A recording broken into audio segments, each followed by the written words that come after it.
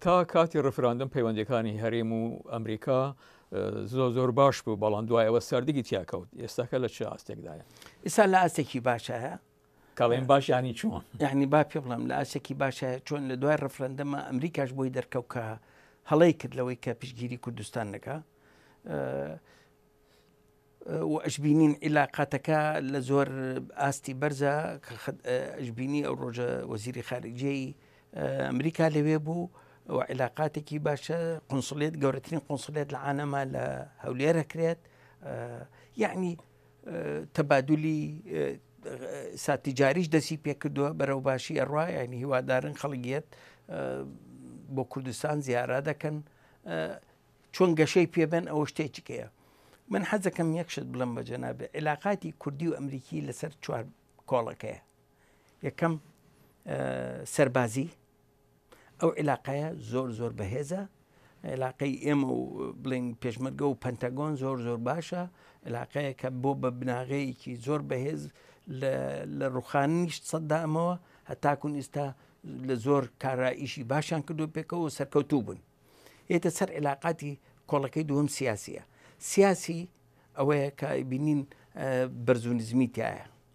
اینجا ئێمە چۆن مەساڵحی خۆمان لەگەڵ مەساڵحی ئەمریکا پێکەوە بکەین بۆ ئەم عێلاقەی بەهێزتریکەین. خۆ دەزانی هەمووی مەساڵحە، مەسەلە دۆستایەتی نییە و کوڕی چاکەوە ئینسانی باش نوانە ناخوات مەسلحەتە. ئێمە ئەم مەسلحەتەی چۆن لێک بکەین. سێهەم مەسەلەی ئابووریە. ئێستا حەجمی تەبادولی ئابووری لەگەڵ ئەمریکا دەوری 500 میلیۆن. باشە تەماشاکەی لەگەڵ تورکیا 8 بۆ 10 میلیارە. چۆن ئێمە بەرزکەینەوە؟ یعنی ئەوە زۆر گرنگە چەند بتوانین مایەداری ئەمریکی ڕاکێشین بۆ کوردستان.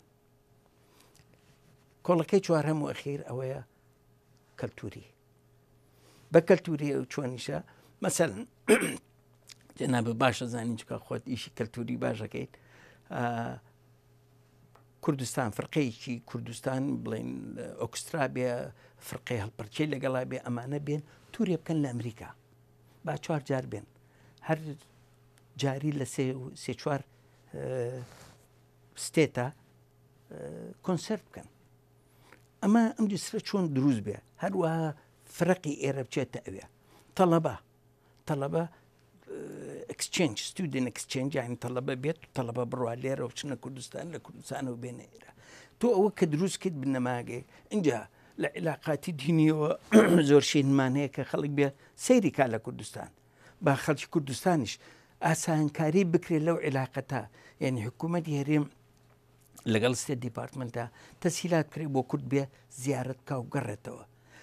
ئەم ئابووریە و ئەم کەلتوریە عێلاقەیەکی زۆر گرنگە بۆ بتەوکردنی ئەم عێلاقەتە.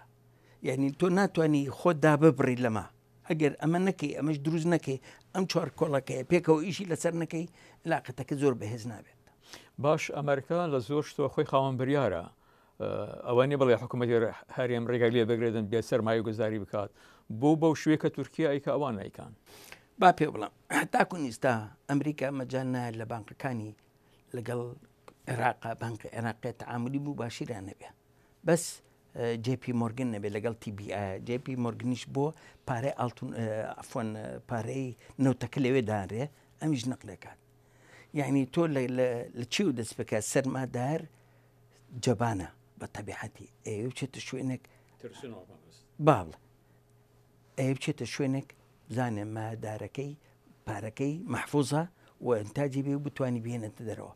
کە تۆ سیستەمی بانقی زۆر بە ئاسانی نەبێ، کە تۆ پارەبەری پارەکە تەمین نەبێت لە ترسا بیت.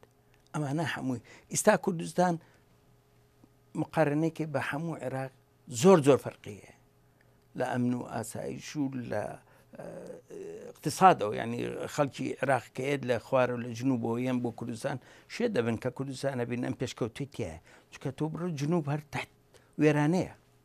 دکتۆر سەوان شاڵی ئەکادمیسیۆن و هەروە سەرۆکی پێشوەی کۆنگرەی نەتەوەیی کوردستان KNC زۆر سپاس. زۆر سپاس بۆ ئێوەی بەڕێزیش.